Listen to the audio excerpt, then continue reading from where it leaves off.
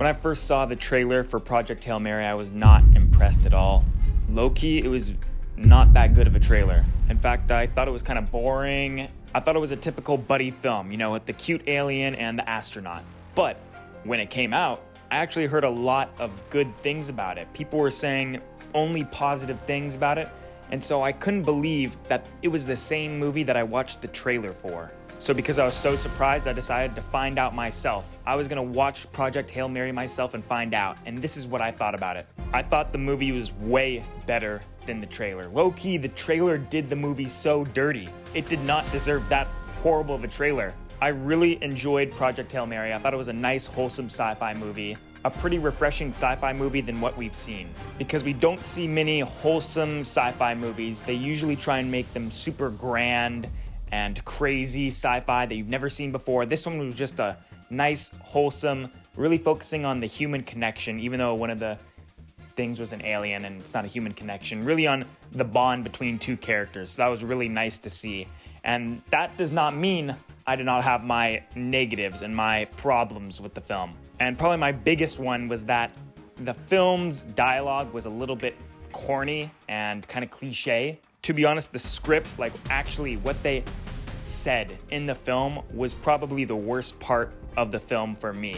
The narrative overall was fine, but specifically their lines and how they spoke were a little corny and cliche. For example, Ryan Gosling, he really felt like he was delivering the lines the best he could.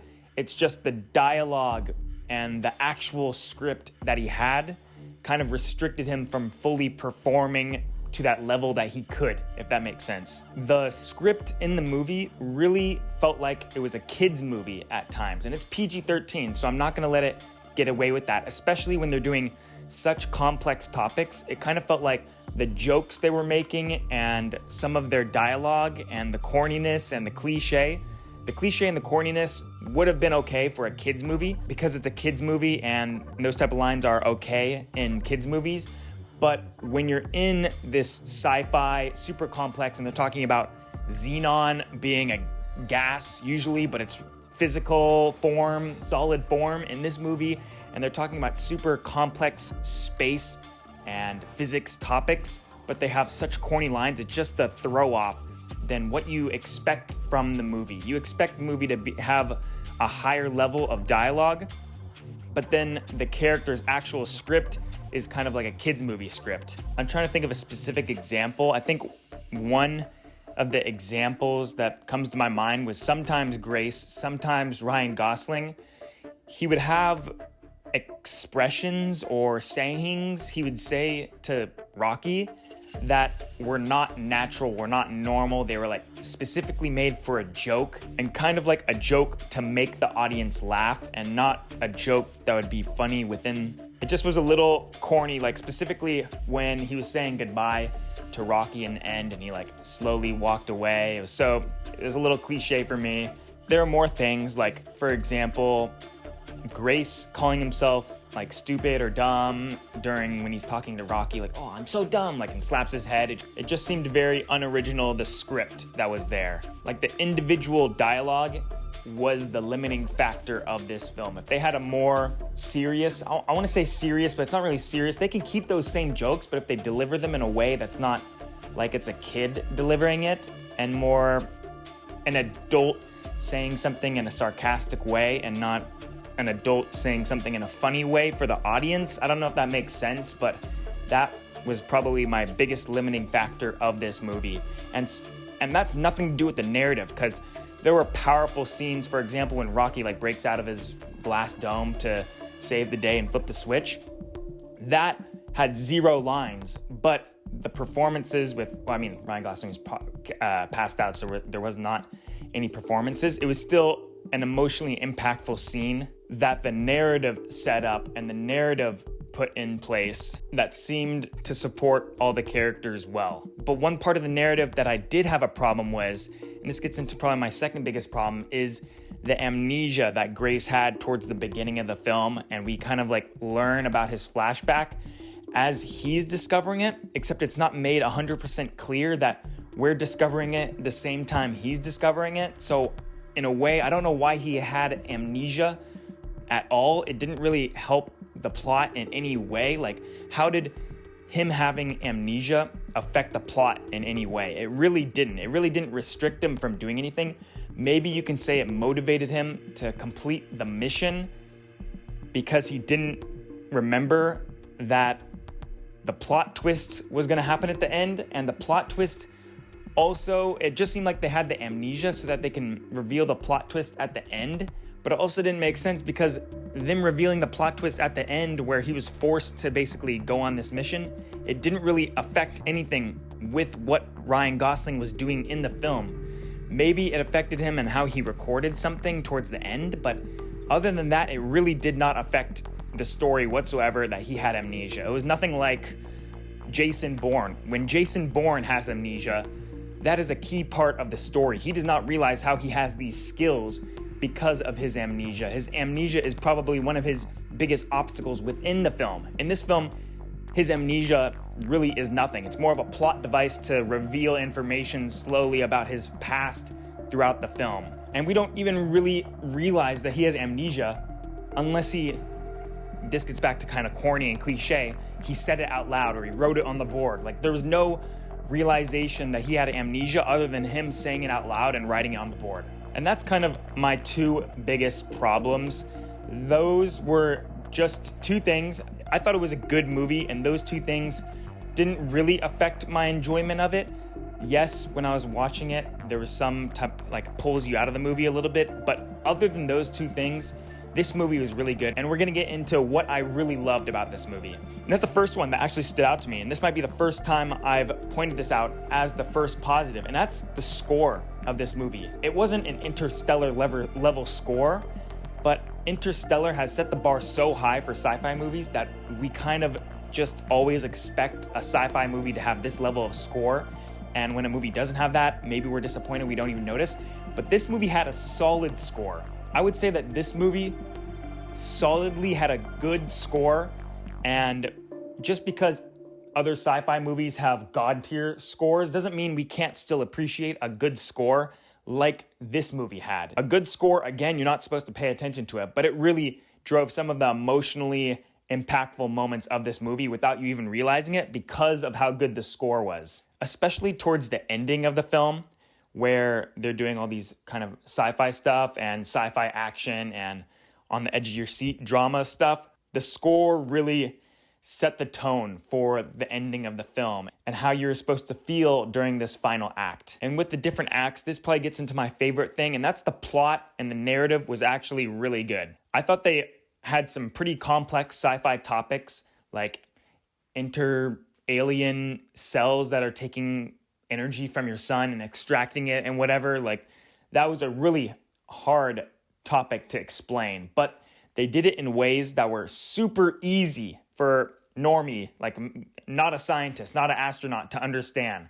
Like the time when Rocky sent over the little planet circulation thing to basically communicate with Grace where his home planet is, and it was like a little capsule or whatever. The way they lined that up with the screen showing the stars in the background so that we didn't know exactly what universe it was from, and he does have to kind of say it out loud, like, oh shit, you're a long way from home. But the way they showed that, they could have just had him look at it and either looked at the screen and compared it to the screen, but they had some cool cinematic ideas going, and how they explained sci-fi topics was really cool for people who have no idea how science works, you know? And how they showed this science with the CGI was very beautiful. I was actually pretty impressed with Rocky.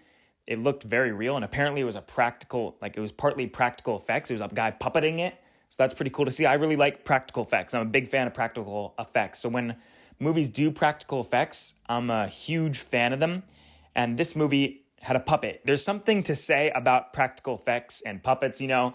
There is something, you can notice a difference in the film, and it makes it more authentic, you know, than a perfect CGI rock guy tapping the glass. When it's a puppet doing it, there's just a little bit more authenticity that you see there that you usually don't see in other movies. And with Rocky and Grace's relationship, it was pretty funny at times. I did like the spaceship scene where Grace moves the spaceship a little bit forward and then Rocky moves it a little bit forward. That was funny to see. And throwing the capsule too fast and it hits it and moves and he throws another capsule. Those scenes, especially when they're first meeting, were pretty funny and I enjoyed them. Obviously, the narrative can pull your heartstrings, and I actually didn't have a problem with the happy ending where Grace is on this new planet teaching rock kids about science and stuff.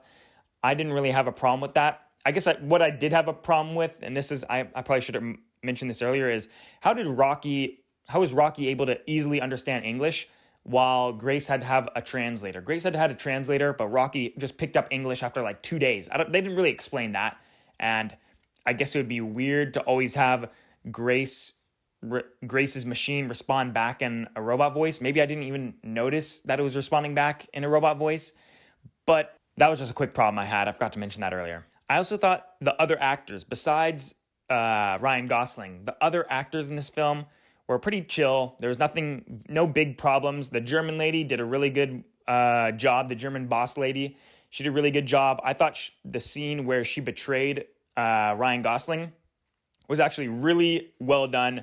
She played that kind of betraying, but also kind of knowing what needs to be done. She played that really well, that knowing what needs to be doing, making the tough decision and being a boss. That's what she played really well, and I respect her for that. Now, guys, we're going to get into looking at some tweets. What did the online people think of this movie, Project Hail Mary? And before we get to that, I just want to ask you guys, can you please just scroll down, hit that like button, hit that subscribe button, and comment something nice. If you do that, I would greatly appreciate it, guys. We're a small channel, so every subscribe and every comment matters. Thank you guys so much for doing that. Remember to share this video with somebody you think would enjoy it as well. Guys, thank you so much for doing that. Now let's get on to these tweets.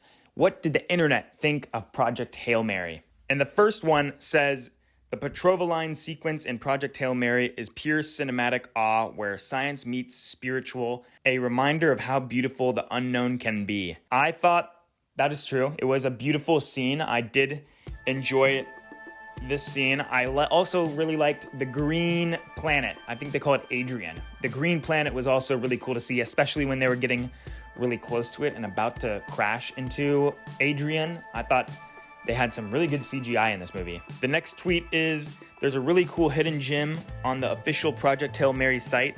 You can download a 3D model of a Xenonite Grace sculpture, and if you got a 3D printer, you can make your own mini Ryland for your desk.